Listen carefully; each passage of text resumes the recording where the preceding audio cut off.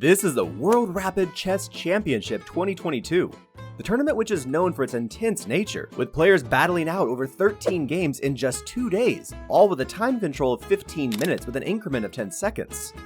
In this particular game, we witness a clash between two talented players. Playing with the white pieces is Hans Niemann, a 20-year-old grandmaster hailing from the United States. Hans is widely recognized as one of the strongest players in the chess world.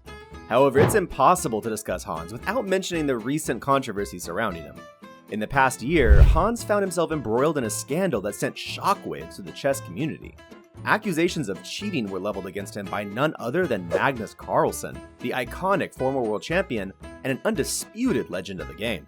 This explosive revelation stunned fans and experts alike, casting a shadow of doubt over Hans' integrity and raising questions about his achievements. While the truth behind these accusations remains shrouded in uncertainty, Hans remains an enigmatic figure, still striving to prove himself on the chessboard.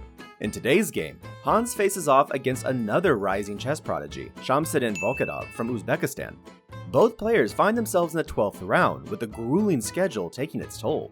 The question on everyone's mind is, how did this game unfold?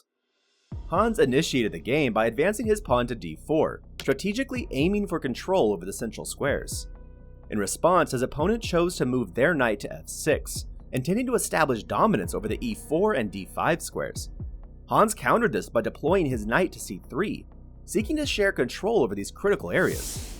Volkadov then played his d-pawn to d5, opening up a path for his light-squared bishop. Seizing the opportunity, Hans decided to develop his dark-squared bishop through the f4 square, employing a strategic opening known as the Jobova-London system, popularized by the Georgian grandmaster Bahadur Jobova. Black swiftly retaliated by launching a direct assault on the center with the move pawn to c5. Although the most commonly played move in this position would be pawn to e3, Hans opted for the more aggressive approach, advancing his pawn to e4. Volkadov made a direct capture of the e4 pawn using his knight, prompting Hans to accept the trade of knights. In response, Hans captured the c5 pawn with his d-pawn, offering an exchange of queens. However, the experienced Volkadov recognized that exchanging queens at this stage would leave him at a disadvantage in terms of development. Instead, he opted to evade with his queen, delivering a check on a5. Hans promptly blocked the check by moving his pawn to c3, prompting black to capture the c4 pawn. Although it may appear that white is now a pawn down, Hans decided to execute a similar maneuver to Volkadov's. He initiated a check from a4, followed by capturing the e5 pawn after black moved his knight to c6. Thus far, both players were following established theory, which allowed them to make their moves swiftly. Volkadov then selected the h8-a1 diagonal as his path to develop his dark-squared bishop, playing the move g6. Hans responded by developing his knight to f3, and black proceeded with his plan, developing his bishop to g7. While everything appeared to be normal thus far, Hans, who wasn't even focused on the chessboard, made a seemingly ordinary move, bishop to e2. At first glance, it seemed like a typical development move, allowing white to castle on the next move. However, this seemingly innocuous move turned out to be a colossal blunder. On the other hand, Volkadov appeared completely taken aback by this move, trying to figure out whether he was missing something or if it was indeed a major mistake as he suspected.